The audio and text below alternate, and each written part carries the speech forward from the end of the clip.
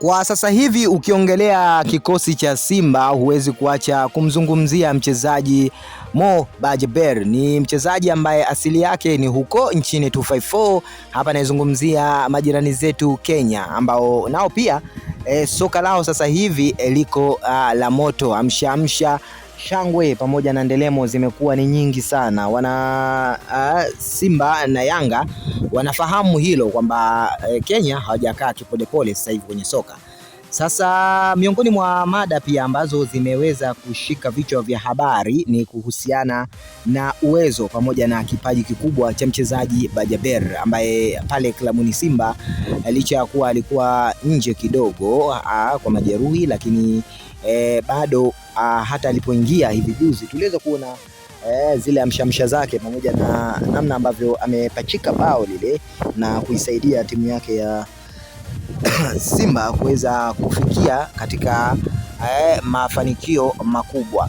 Sasa kocha Nasri Nabi ambaye zamani alishawahi kufanya kazi na klabu ya Yanga, na pasi na mashaka wala kona bwana, maua yake apewe. Ni miongoni mwa walimu ambao wameifanya kazi kweli pale Yanga, na alikuwa na kikosi bora ambacho mpaka hivi sasa kitaendelea kukumbukwa.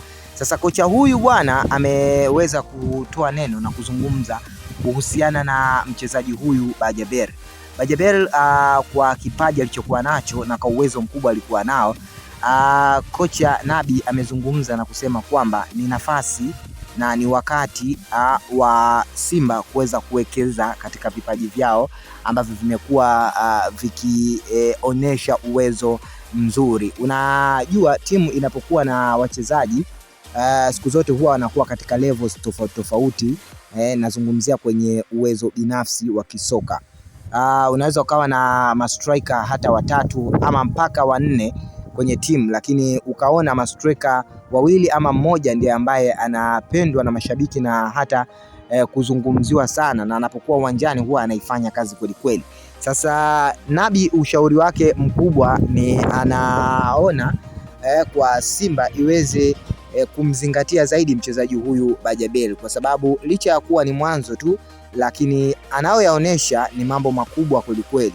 Sasa si mchezaji wa kumchukulia poa, ni mchezaji ambaye anahitajika aweze kuwekezewa nguvu kubwa, lakini pia hakikishe kwamba training zake zinakuwa ni zenye kumjenga na kumuongeza uwezo wa kipekee, kwa sababu ukitazama jinsi ambavyo anakuwa akishirikiana na wachezaji wenzake anapokuwa uwanjani, lakini hata pia nidhamu kubwa aliyojengwa na kuweza kuionesha ni dalili tosha kwamba Bajaber kwanza ni mchezaji ambaye msikivu, lakini pia anapokuwa uwanjani anakuwa mtulivu, na ni mchezaji ambaye moja kwa moja anasikiliza maelekezo kutoka kwa walimu. Jinsi ambavyo alivyoelekezwa ndivyo ambavyo anafanyia kazi hivyo.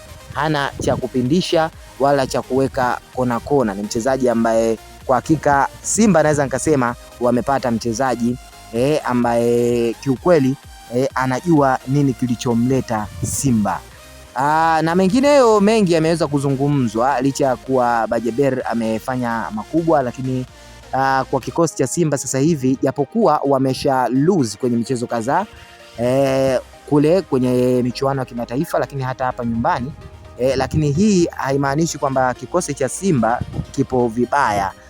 La hasha, ni nyakati tu za mpito ambazo Simba wanazipitia sasa hivi. Wamekuwa katika kipindi ambacho Simba wanapitia majonzi. Hata mashabiki huko mitandaoni umekuwa ni mwendo wa kuleteana masahara na mizaha na timu pinzani mbalimbali. Mashabiki wa Simba sasa hivi hawana raha kubwa sana, kwa sababu kubwa ni kwamba timu imekuwa haina matokeo mazuri ya kufurahisha zaidi, na hiyo yote imetokana na namna ambavyo mwalimu yule aliyepita kutoweza kuendana na mifumo ambayo Simba amekuwa akiitaka, na ndio maana hata bwana Pantev ameweza kuondolewa klabuni hapo na kuvunjwa mkataba wake kati yake pamoja na klabu ya Simba, na hii ni kutokana na kutoweza kuendana na yale ambayo Simba wamekuwa wakiyataka katika kilabu chao. Mimi nikwambie tu usisahau kusubscribe, kulike na kushare ili usipitwe na habari pamoja na matukio ya kimichezo.